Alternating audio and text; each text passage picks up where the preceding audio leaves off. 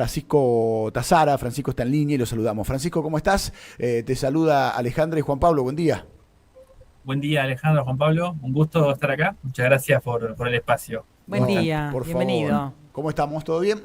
Muy bien, todo muy bien acá. Con ganas de charlar un poquito sobre esta herramienta que nos atraviesa en el día a día y también que leemos las noticias, vemos un montón de cosas que están pasando y a la velocidad que se mueve y también nos pueden generar ansiedad o esa duda de me estoy quedando afuera de algo, Ay, ¿cómo puedo sí, entrar? tal Así cual. que eso es muy común y también para derribar un poco de mitos y también dar una mini guía de cómo meterse en ese mundo.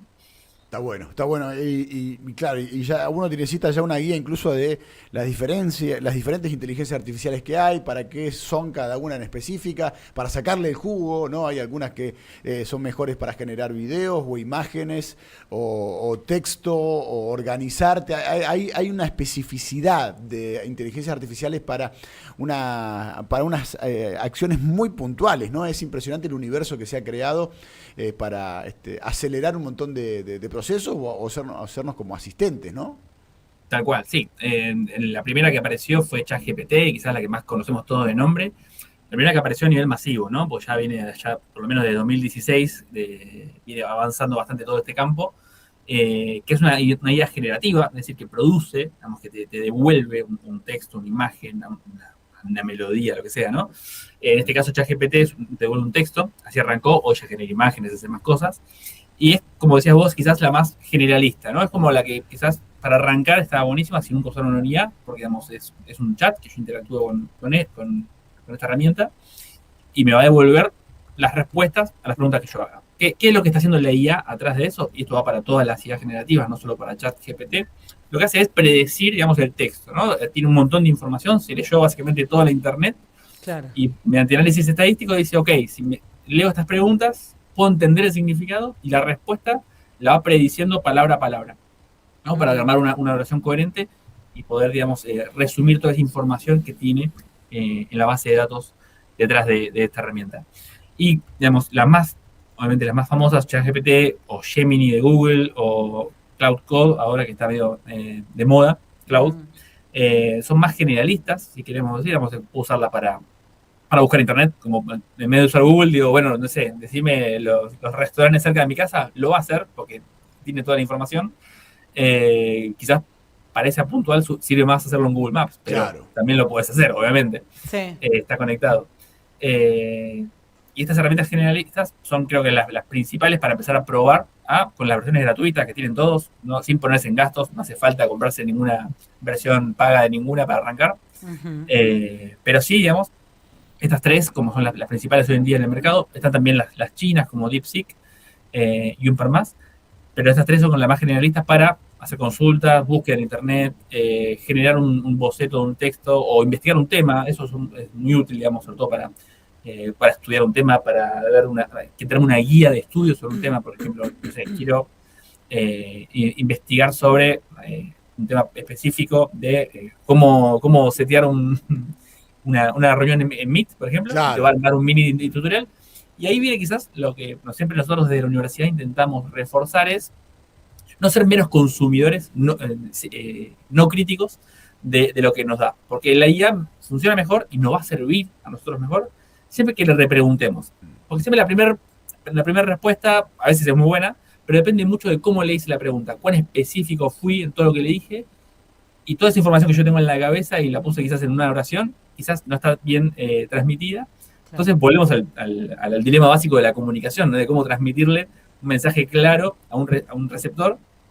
Y por eso siempre desde la universidad lo que impulsamos dentro del aula, obviamente es una herramienta que los alumnos usan y los docentes también, y Ujú.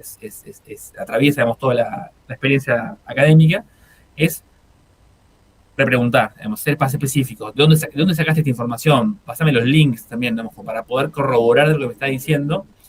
Tiene un sustento detrás de eso, o de dónde salió. Quizás, no sé, te dijo cómo armar una reunión de videoconferencia, y lo sacó de otro software y no de lo que vos querías, por ejemplo, ¿no?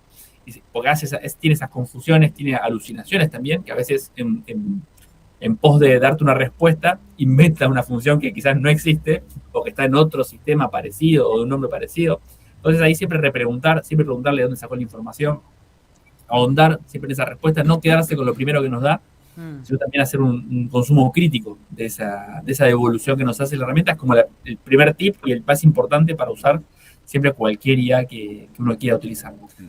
Después también hay muchas IA muy específicas de cada industria o temática, no sé, hay IA para arquitectos, para de un dibujo, vamos a pasar un plano o un render, o hacer un análisis del uso del espacio, para herramientas de investigación, para estadística, o matemática, cada una pues además específica de cada una de las áreas del conocimiento humano, pero para arrancar con Gemini, ChatGPT, estás más que bien, y digamos, siempre teniendo en cuenta esto, ¿no? De repreguntar y ahondar un poco en esas respuestas que nos dio, para entender bien si es lo que nosotros necesitamos y queremos. Sí, estaba pensando que he escuchado respecto, en generalidades de la IA, que ya está avanzando a un punto en el que ya no solamente es compiladora o nos brinda información, sino que empieza a ser ya como una asistente en la que empieza a aconsejar, en la que ya va teniendo tanto conocimiento que viene a ser como una especie de asistente nuestro en el día a día, con un despertador, con recordarnos que tenemos alguna reunión, como que va haciendo varias tareas, ¿no? En el que ya está en una etapa ya superior, ¿no? a la inicial respecto a toda la información que maneja y cómo la utiliza.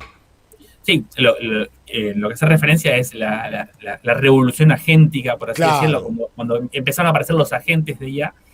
¿Qué es un agente? En realidad es un bucle infinito, creado en función de un objetivo. Yo quiero que hagas esto, y lo que va a usar toda la IA, todo el por ejemplo, ¿no? Es un agente y le decís, quiero armar una reunión por videoconferencia, por decir un ejemplo.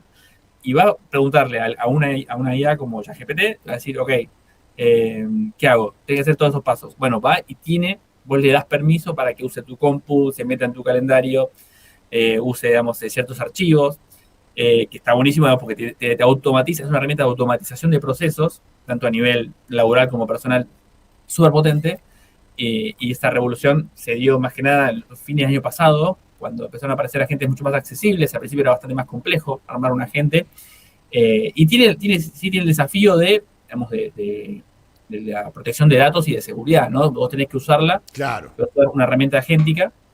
Hoy la más difundida es la de Claude Cowork, que solo está disponible en la versión paga, que está más difundida porque es muy fácil de usar. O sea, la pagás, te instalás el software, le das el permiso y le decís, trabajar con esta carpeta, con este software o en esta pestaña del navegador, y se va a manejar ahí. Pero siempre damos con ese cuidado de a qué le das permiso. Si vos tenés cargado tus tarjetas de crédito en el navegador, o tenés guardadas las contraseñas a ciertas apps sensibles, nada, con cuidado y con responsabilidad de dónde le doy permiso y no a esta IA, porque, como decía antes, ¿no? Con un objetivo que va a querer cumplir siempre. Si yo le digo, armamos una videoconferencia, quizás termina comprando una licencia de un software que no quería comprar, ¿no? Claro. No.